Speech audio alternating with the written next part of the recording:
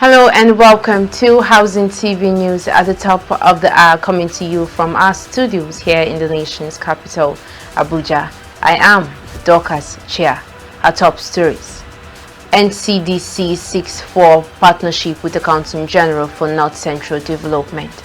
Federal government issues update on immigration, fire service, civil defense recruitment. Lagos State government launches certified accreditators program to curb illegal buildings. On the foreign scene, U.S. lawmaker slams China, backs Trump on Nigerian military threat. And now the news in detail.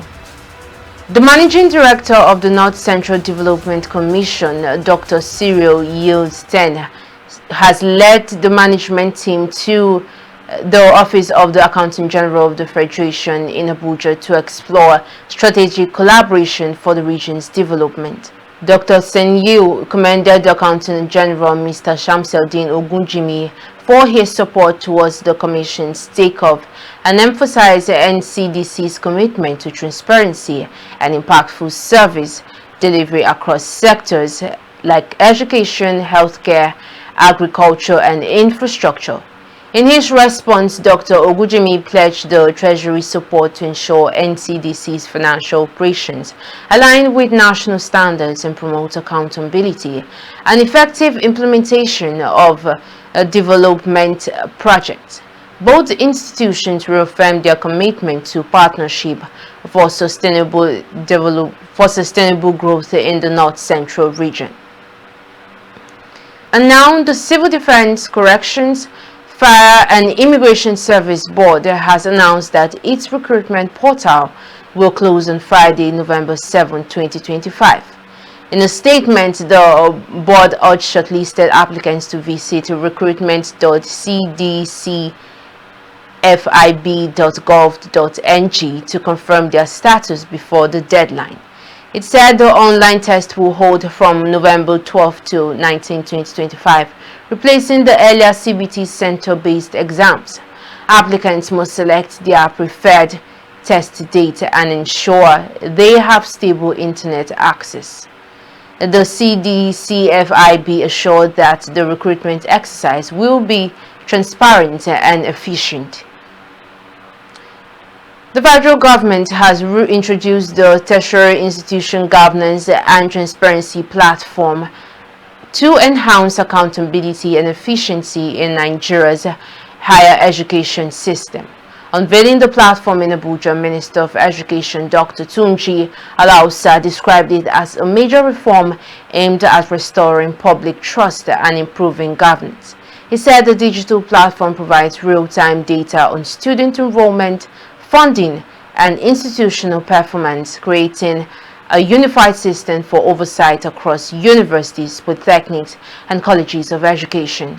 Alausa added that institutions will submit quarterly reports linking transparency to funding eligibility, urging vice chancellors and rectors to fully support the initiative. Away from that story, the Minister of Livestock Development, Idi Mukhtar Miha, has urged stakeholders in the dairy industry to develop innovative strategies to end Nigeria's reliance on imported dairy products. Speaking at the National Dairy Policy Implementation Framework Validation Workshop in Abuja, Miha said the over $1.5 billion spent annually on dairy imports should be redirected to boost local production and job creation. He called for a thorough review of the draft framework to identify challenges and propose practical solutions for achieving self-sufficiency. The Minister of State for Industry, Trade and Investment, Senator John Owaneno, and the Permanent Secretary, Dr. Chinyere Ijoma Okujobi, also stressed collaboration and coordinated efforts to unlock opportunities within the dairy value chain. Still in the livestock sector, the Federal Ministry of Livestock Development is partnering with National Agricultural Development Fund to create a digital platform that will modernize and promote Nigeria's livestock industry. Minister Idi Mukhtar Miha said The system will serve as a one-stop platform with data on livestock markets, stakeholders and compliance standards, noting that over 815 markets nationwide will be digitally mapped. He added that the initiative will enhance transparency, improve trade efficiency, and support job creation through technology-driven programs. NADF Executive Secretary Mohammed Ibrahim pledged full collaboration, describing digitalization as a key to agricultural and national development. 2 people have been injured following a twin petrol tanker explosion at the Sawmill area in the Moko local government area of Niger State. The Federal Road Safety Sector Commander Aisha Saudu confirmed the incident, saying it occurred late on November 4th when 2 tankers exploded while transloading fuel from one to the other. She said the victims are receiving treatment at a nearby hospital, while officers of the Corps have cordoned off the area to ensure safety and restore normal traffic flow. This latest incident comes just 16 days after another tanker crash in the Essa Agay Road, which claimed 57 lives and injured about 60 others when residents attempted to scoop spilled fuel. The call for states across the country to implement the Discrimination Against People with Disabilities Prohibition Act 2018 and establish a commission for persons living with disabilities has again been emphasized. The appeal was made at the Niger Disability Inclusion Summit organized by the NGOs Succeeding Against All Odds as states move towards developing smart and inclusive cities. The summit brought together advocates, legal practitioners, planners, architects, disability association academics, the media and government officials to discuss challenges facing persons with disabilities and push for full implementation of the 2018 Disability Act. A major highlight was the renewed advocacy for creating a disability commission to ensure inclusion, accessibility, and equal participation in all aspects of governance. So many states have neither the legislation nor the policy to respond to problems of persons living with disabilities. Second, you see that even the awareness is not there. People living with disabilities do not even know that they have rights.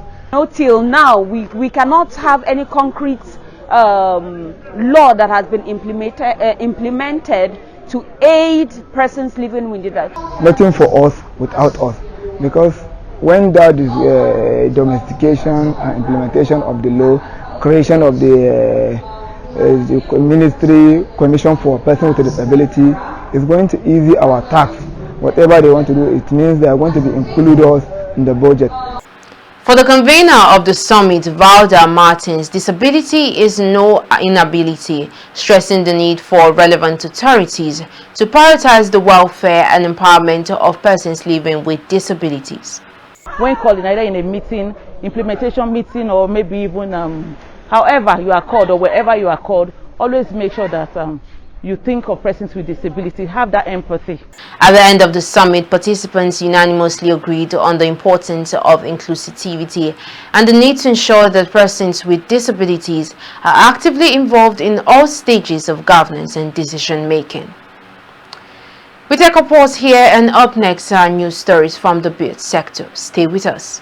Are you wondering on how to get accurate prices of building materials from various markets across Nigeria? Subscribe to Housing TV Africa on YouTube to get your weekly update on prices of building materials. Housing TV Africa, your first in housing news.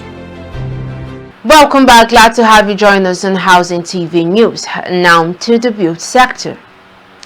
The Benue State Commissioner for Land Survey and Solid Minerals, Reverend Dr. Frederick Ikan, has met with top officials of the Benue State Urban Development Board and other technical advisors to discuss the resettlement of residents living within the 100 meters of the River Benue.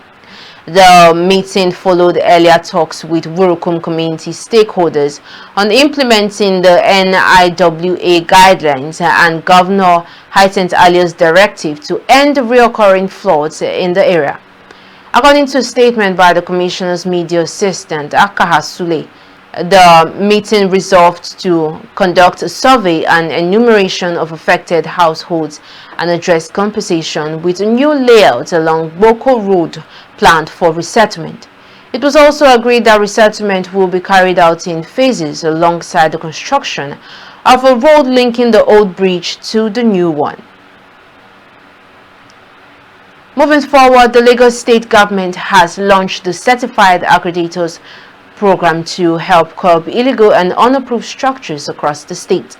Special advisor to the governor on EGIS and urban development, Dr. Oladije Babatunde, said CAP agents will handle stage certification for 6 months, while residents are urged to report unauthorized buildings to authority. He said the move supports Governor Sanwo-Olu's themes plus agenda of making Lagos a modern, safe city. In a related development, the Vehicle Inspection Service held a leadership workshop to boost professionalism and public trust among officers. Hundreds of residents of Uguto Unsude community in Udi local government area of Enugu State on Monday staged a peaceful protest against alleged land grabbing by Empire Energy Limited.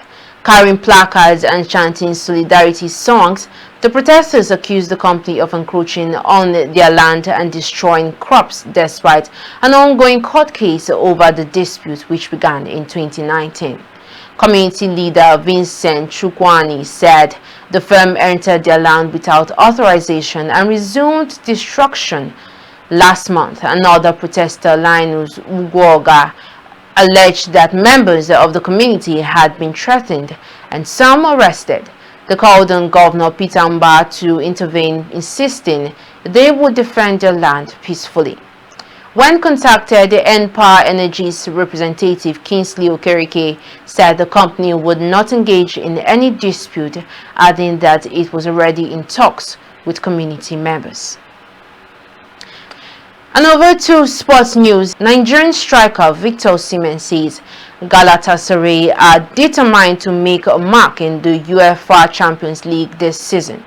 After returning to the competition following a year's absence, the Turkish champions lost 4-1 to Eintracht Frankfurt but bounced back with home wins over Liverpool and Bodo, with Osimhen scoring 3 goals. Speaking to UEFA.com, Osimhen said the team wants to prove themselves on the European stage, saying they want to show that in Turkey, Galatasaray are the team the world will know this year and will make a statement in the Champions League.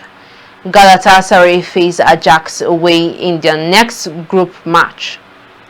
About to the foreign scene, a United States lawmaker, Riley Moore, has criticized China for warning Washington against a proposed military intervention in Nigeria over alleged persecution of citizens.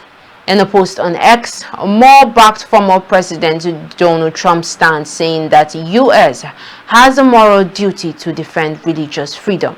President Donald Trump is absolutely right to defend our brothers and sisters in Christ who are facing persecution, he wrote.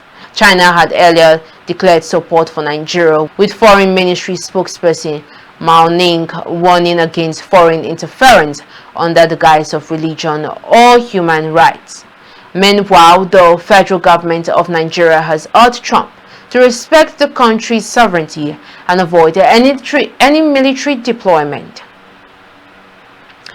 And that's the much we can take on Housing TV News at the top of the hour. But before we go, a recap.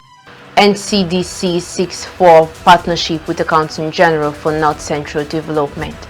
Federal government issues updates on immigration, fire service, civil defense recruitment. Lagos State government launches Certified Accreditators program to curb illegal buildings. On the foreign scene, U.S. lawmaker slams China, backs Trump on Nigerian military threat. For more news in the housing sector, you can follow us on all our social media platforms and download the Housing TV mobile app on your Google Play Store and Apple Store. Many thanks for watching. I am Dorcas Chia. Bye for now.